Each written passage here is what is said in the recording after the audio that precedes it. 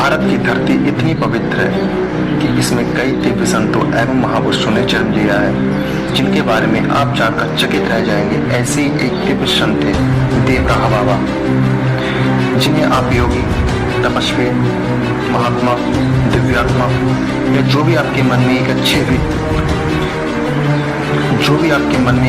व्यक्तित्व के निर्माण करता है, वो सभी शब्द आप उनके लिए प्रयोग कर सकते हैं।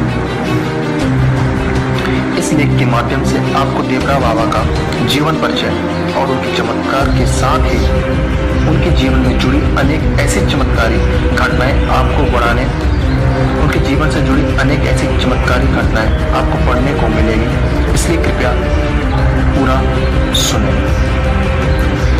सिद्ध योग में जो शक्तियां हैं उनका वर्णन पुराणों में विस्तार से है, लेकिन इसका जीता जागता उदाहरण आपको देवराहा बाबा के रूप में मिल जाता है।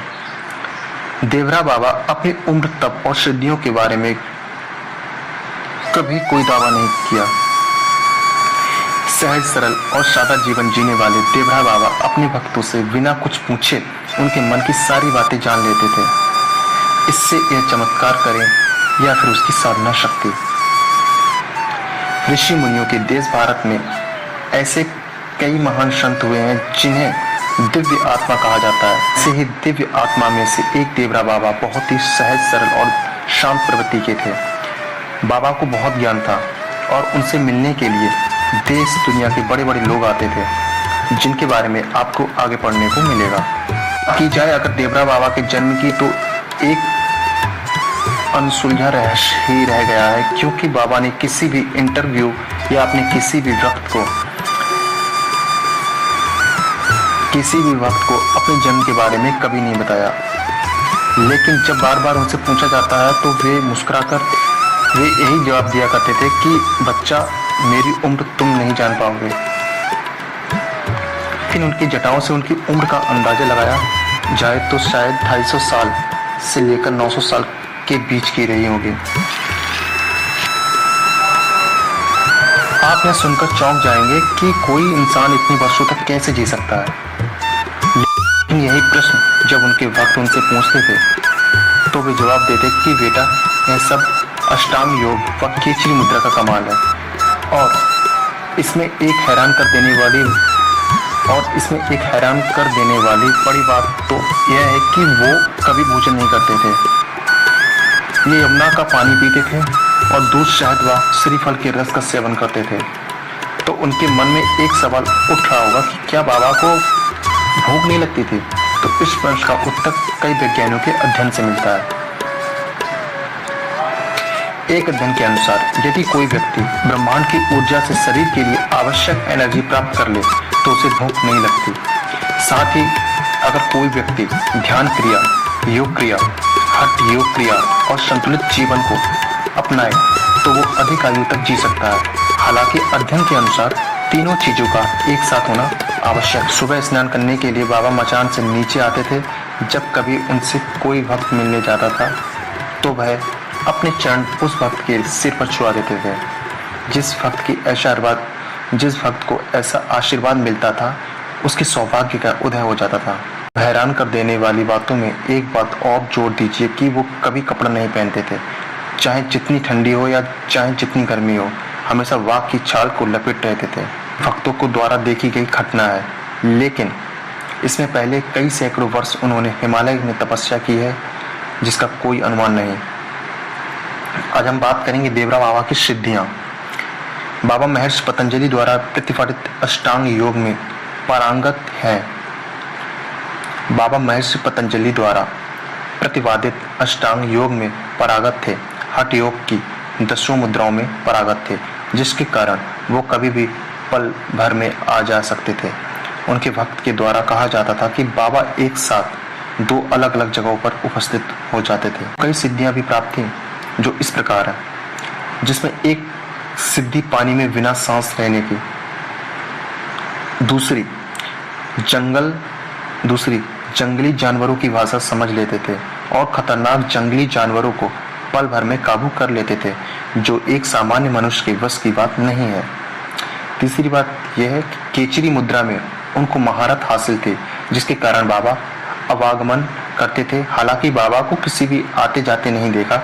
केचरी मुद्रा से ही बाबा अपनी भूख व उम्र का नियंत्रण करते थे। बाबा के अनुयायी बाबा के अनुसार बाबा को दिव्य दृष्टि भी सिद्धि प्राप्त थी। बाबा बिना कुछ कहे सुने ही अपने भक्तों की समस्याओं और उनके मन में चल रही बातों को जान लिया करते थे। उनकी याददाश्त इतनी अच्छी थी कि दसों बाद भी किसी व्यक्ति से मिलते थे तो उनके पूरे घर की जानकारी और इतिहास बता दिया करते थे। बाबा हठ योग, दसों मुद्राओं में पारंगत थे। साथ ही ध्यान योग, नाथ योग, लय योग, प्राणायाम, त्राटक, ध्यान, धारणा, समाधि आदि पद्धतियों का भरपूर ज्ञान था, जिससे बड़े बड़े विद्वान उनके योग ज्ञान के सामने नतमस्तक हो जाया करते थे। अब हम बात करते हैं देवरा बाबा का जन्म व स्थान।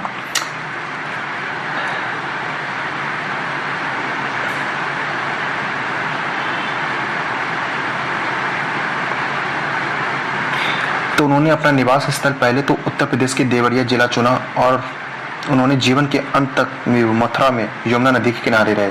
बाबा उत्तर प्रदेश के देवरिया जिले में सलेमपुर तहसील के माइल गांव में स्थित सरयू नदी के किनारे, जहां भगवान विष्णु ने अपने 7वें अवतार श्री राम का त्याग कर बैकुंठ के लिए प्रस्थान किया था, मचान में निवास करते थे। देवरा बाबा की उम्र, ऊपर की पंक्ति में आपने सुना होगा कि बाबा की उम्र का कोई निश्चित पता नहीं है, लेकिन एक अनुमानित 250 साल से लेकर 900 साल के बीच बाबा की उम्र रही होगी। बाबा की उम्र के विषय में सबसे आश्चर्यजनक तथ्य यह है कि उन्होंने कुछ भक्तों को बताते कि बाबा हमेशा एक जैसे रहे। एक इंसान जो बाबा से कई वर्ष पहले मिलने आया था और वही इंसान कई वर्ष बाद बाबा से मिलने आता था, तो देखा बाबा कई साल पहले जैसे थे वैसे आज हैं। उनकी उम्र नहीं बढ़ती थी। देवरा बाबा के प्रवचन। देवरा बाबा भगवान राम के भक्त थे। देवरा बाबा के मुख से हमेशा राम निकलता था। बाबा भक्तों को राम मंत्र की दीक्षा दिया करते थे। उनका कहना था कि एक लकड़ी हृदय को मानो, दूसरा राम नाम पहचानो, राम नाम नित उर पे मारो, ब्रह्मा दिखे संशय ना जानो। देवरा बाबा प्रभु राम और श्री कृष्ण को एक मानते थे और भक्तों को कुष्ठ से मुक्ति के लिए कृष्ण मंत्र भी देते थे। ओम कृष्णाय वासुदेवाय हरय परमात्माय प्रणत कलेश नाशाय गोविंदाय नमो नमः। बाबा का कहना था कि जीवन के पवित्र मनाए बिना ईमानदारी, सत्साहिक, सरसता के बिना भगवान नहीं मिलते, इसलिए सबसे पहले अपने जीवन को शुद्ध व पवित्र बनाओ। बाबा वैसे तो कई नियमित प्रवचन नहीं करते थे, लेकिन एक बार तीर्थराज प्रयाग में महाकुंभ के अवसर पर सन 1889 में विश्व हिंदू परिषद के मन से संदेश दिया कि दिव्य भूमि भारत की स्मृति गौरक्षा व गौ सेवा के बिना संभव नहीं होगी। गौ हत्या का कलंक मिटाना अति आवश्यक है। बाबा गौ सेवा व गौरक्षा के पुरजोर समर्थक थे। ऐसे ही उन्होंने श्री राम मंदिर के लिए भविष्यवाणी की थी, जो अंतोत सच साबित हुई। देवरा बाबा के भक्त। बात की जाए बाबा के भक्तों की तो देश दुनिया के लाखों ऐसे भक्त हैं जिनका नाम लेना असंभव नहीं, लेकिन कुछ ऐसे भक्त हैं जिनके बारे में आप अच्छी तरह से जानते होंगे। ब्रिटिश शासक जॉर्ज पंचम 1911 में जब भारत आया था तो बाबा से मिलने देवरिया गया था। पूर्व राष्ट्रपति डॉक्टर राजेंद्र प्रसाद, महामना मदन मोहन मालवीय, पूर्व प्रधानमंत्री लाल बहादुर शास्त्री, इंदिरा गांधी, राजीव गांधी, अटल बिहारी वाजपेयी और गृह मंत्री भूटा सिंह जैसी महान राजनीतिक हस्तियां उनके भक्त थे। लेकिन इन सब में जो बाबा के सबसे निकट भक्त था, उनका नाम था मार्कंडेय महाराज, जिन्होंने बाबा को लगभग 10 साल सेवा की। इसके अतिरिक्त फिल्मी दुनिया की कई नामचीन हस्तियां और बड़े बड़े अधिकारी बाबा से भक्त रहे, जो समय समय पर बाबा से आशीर्वाद लेने जाया करते थे। देवरा बाबा के चमत्कार। बाबा तो हर पल क्षण चमत्कार किया करते थे, लेकिन कुछ प्रसिद्ध चमत्कार आपके लिए प्रस्तुत कर रहा हूं। देश के प्रथम राष्ट्रपति डॉक्टर राजेंद्र प्रसाद के कथानुसार जब वे बचपन में अपने माता पिता के साथ बाबा जी के दर्शन करने गए थे, तो बाबा देखते ही बोल पड़े कि यह बच्चा तो राजा बनेगा।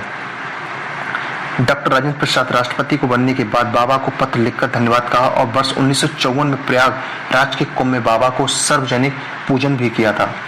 एक बड़ी ही रोचक घटना है इलाहाबाद हाई कोर्ट में एक वकील जो बाबा के भक्त थे दावा किया कि बाबा अपने शरीर त्यागने को समय 5 वर्ष पहले ही बता दिया था।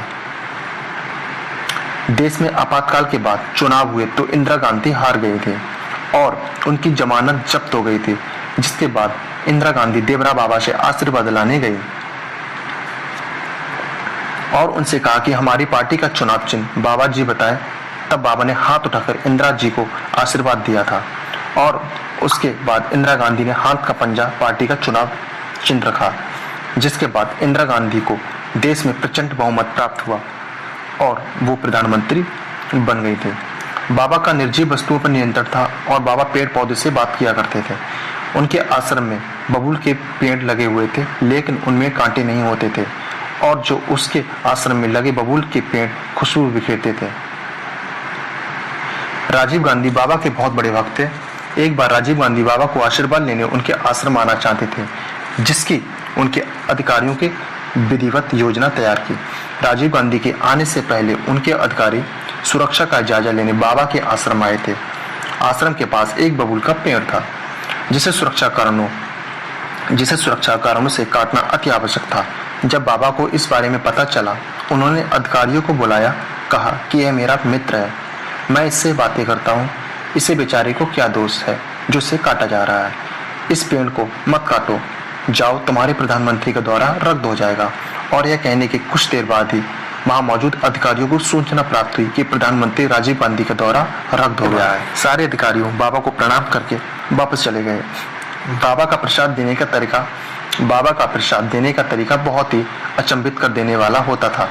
जब भी कोई भक्त बाबा को प्रसाद की मांग करता था तो बाबा अपने मसान पर बैठे बैठे मसान की खाली जगह पर हाथ रखते थे, तो कुछ देर बाद बाबा की मुट्ठी में मिठाई, फल या मेवा आदि अपने आप ही आ जाया करते थे, जिसे बाबा अपने भक्तों में बांट दिया करते थे। अब बात करते हैं हम देवरा बाबा की समाधि। बाबा अपने शारीरिक जीवन के अंतिम दिनों में मथुरा चले गए थे और अंत तक वहीं निवास रहा।